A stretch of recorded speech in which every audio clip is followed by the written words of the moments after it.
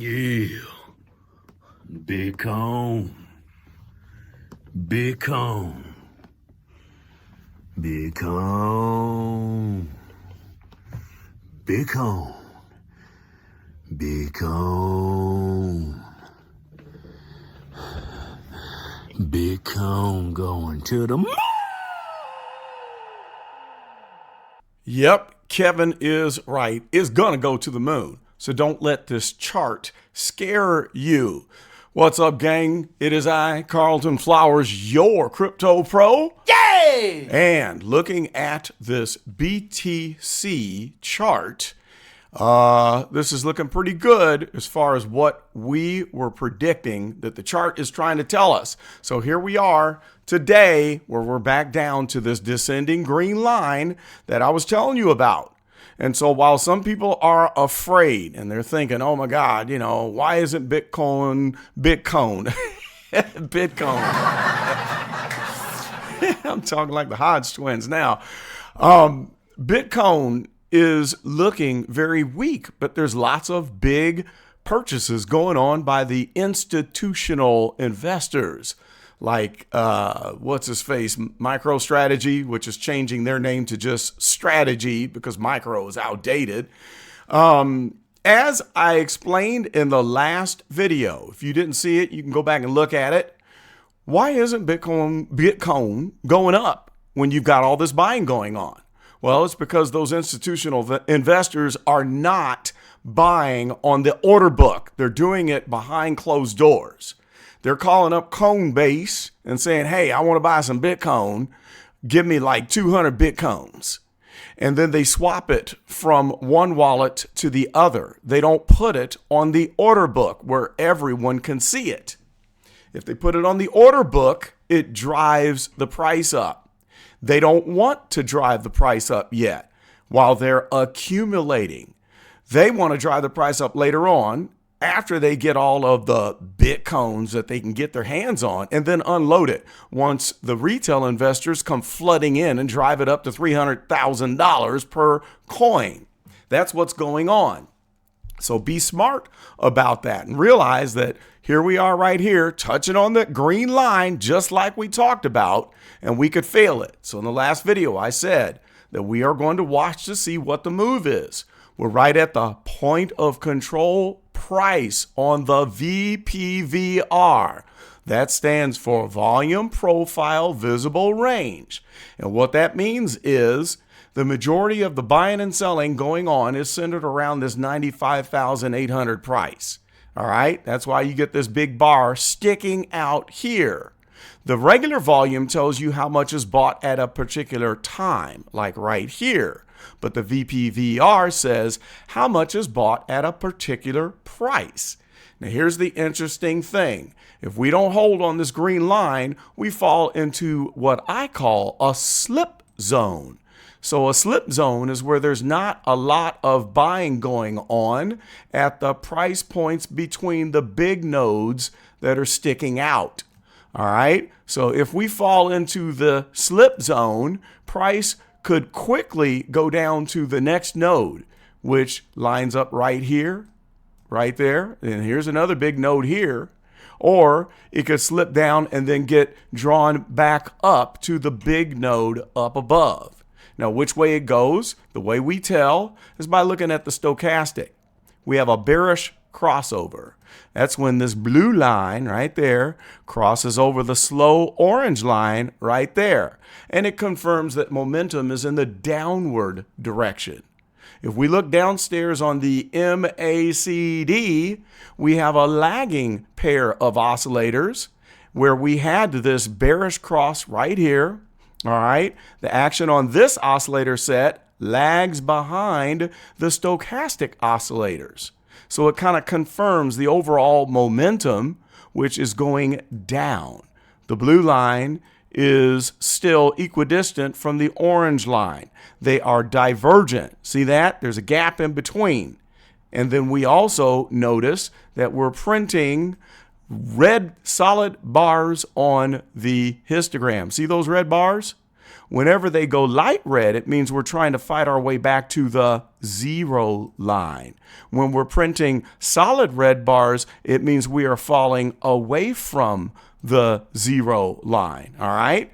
So that's confirmation that tells us the probability is highly likely that we fall below this descending green line. And then, as I said before, we look for the clues of where it will land. It could land here on this line, which just happens to be the 200 EMA, exponential moving average. This line up here, this orange one right there, that's the 50 period EMA, exponential moving average. If we're trading below the 50 EMA, that's bearish. If we're trading above both of them, that's bullish. So now that we're under the 50 EMA, it's bearish. We have momentum saying downward on the stochastic. We have all this evidence here we talked about on the MACD that says momentum is downward. So it looks like we're headed towards the 200 EMA. And as I said before, there's another magical line, all right? This gold line is important. It comes from previous support and resistances, points of action in the history of the price chart. And so price could look to go down to this blue 200 EMA, which magically looks like it's close to crossing over this gold line here. That's what you call confluence.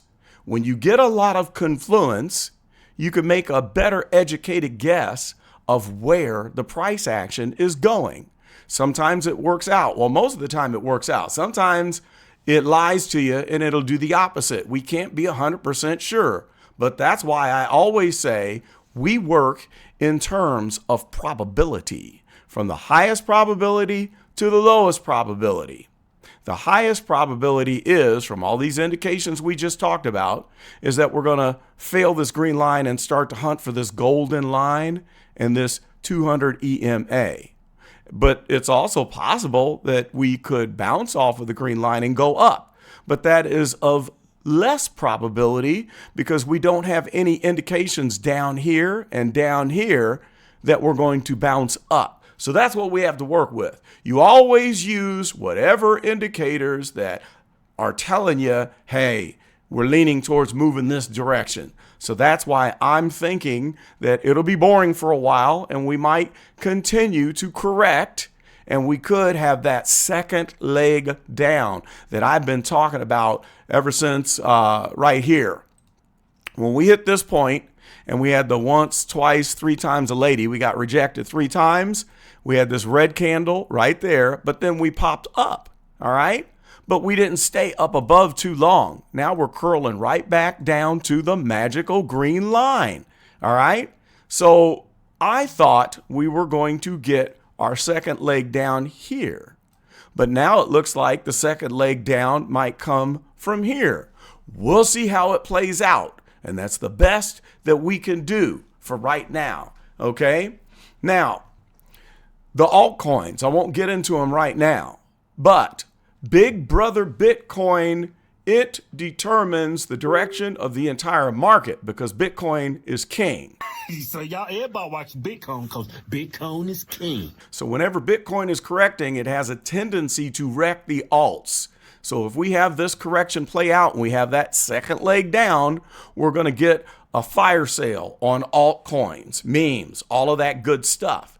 And that will mean that we get our last chance to buy before this next big explosion whenever Bitcoin decides to go boom and explode up for a bullish movement. Now, after it does that, we're going to have another correction. People will get scared and get shaken out. You'll have people that tend to buy at the top instead of buying down here. That's when I tell everybody you buy at the bottoms. Let's make that red. You buy down here. You don't buy up there, okay?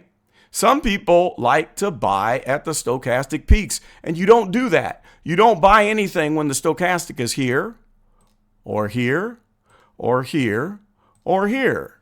You make your buys when the stochastic is down here, all right? That's how you buy to set yourself up for maximum gains. And here's another thing. Some people get scared and shaken out of the market, and they sell when the stochastic is down here, or down here. That's not the time that you sell. I can't remember who it was in the group that was asking me, should I sell out of turbo because it's down? And I'm like, no, don't sell out of turbo now. You don't sell when the stochastic is down below the 20 line. See this 20?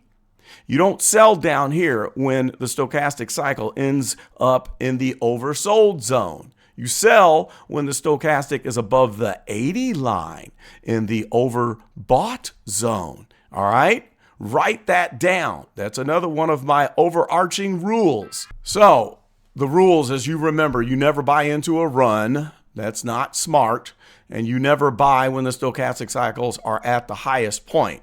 Okay, now let me mention something else. I'm making a lot of moves, and I tell everyone every time I buy and sell, I tell the people that are in the private group. And I'm also putting together an educational course, and I coach the people in my private group. And I'm telling you what, I was coaching one of the new members. Let me look on my list here so I can just see who it was. I've got several new people that have just jumped on. Let's see here. We've got Randall that we talked for about an hour and a half on Telegram. Also Damien, we've been talking today because he was trying to move a big bag of XPR Proton from one wallet to another, and the ETH gas fees were super high while the GUI rate is only at 1.2, and we figured out why it was looking like it was so expensive. And we were talking strategy, okay? And I'm going to be teaching exit strategy in my educational course because it's super important that you plan your exit now, not in November or October when the bull run is at the peak. If you end up becoming a millionaire in the bull run, you're only a millionaire when it ends up in your bank account. But if you screw up and lose your tokens or do something dumb, or you're trying to sell and the market flips and there's no liquidity, you're not going to be a millionaire. You were only a millionaire on paper while the market was high.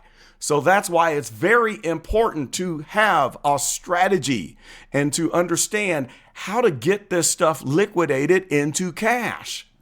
You might have to sell your favorite project into USDT first and flip that to USDC because that's what Coinbase uses, where your bank account is connected. And then you might have to cash out within the limit of the transaction size that they allow you to drop that into your bank account. You might have to leave some on Coinbase to earn rewards from staking. All right. You might make millions of dollars during the bull run. It doesn't mean you could drop it all out into your bank account. You have to plan it out. So that's what I do in my private group. If you are interested, check out the link below to see what you get. You get my knowledge, you get my research, you get my coaching and planning. And I'm going to tell you ways I've lost money, how I've been hacked, how to transfer tokens and not end up sending your tokens into oblivion. There's so many important things that you have to know. And for 50 USDT, if that ends up saving you $1 million from sending your favorite project into oblivion because you didn't plan it out, then by goodness, it's worth that 50 USDT per month. Or you can be like Randall and you could join the Gold Club. Shout out to Randall, yay! Who became the first Gold Club member at 100 USDT, and he did that through the Ko-Fi page. Now, you can contact me and fill out the form that you're interested, and you can send your tokens from your wallet to my TANGEM wallet. You can send via Coinbase, or you can just check out through the Ko-Fi page. And that brings me to an important announcement. It's hard to manage all this. I've got 12, 13 members right now, and I'm probably going to be capping it off maybe at 20 or 25 because it's too much to manage. I don't want to juggle so many people that I can't provide the value. And then for the recurring, for those who want to stay in month to month, I'm thinking about just doing this through Ko-Fi because that is the platform that allows you to get your membership and manage it on your own. Then you don't have to catch me because I'm a busy person. I've got 5 businesses. I take care of my elderly mother, and it might take a day or two. Damien, it took a couple days before I could get back to him. We've got another couple folks that I'm still trying to get set up. And to make it more streamlined, I'm thinking about after this month or during this month to switching it all over to just Ko-Fi. And then that way I can monitor that, and then you can jump in and jump out when you want. Another big announcement for the private group. I might move our chat group from Telegram to Discord. I hate Discord. It's not intuitive to me, but there's something Discord provides that Telegram does not. I want to make threads, topic threads, to make the group more readable. And I can't do that in Telegram unless I have 200 people in the group. I tried to turn it on and it erases the chat history. And then I found out that you got to have 200 members in there. And right now we only have 12 or 13. I don't want 200 members in the group. So we are going to possibly look to migrate over to Discord server so that we can have threads, topics where I organize, like one thread will be for my buying, selling alerts when I'm buying and selling. Another one might be for my TA. Another one's for general discussion, so on and so forth.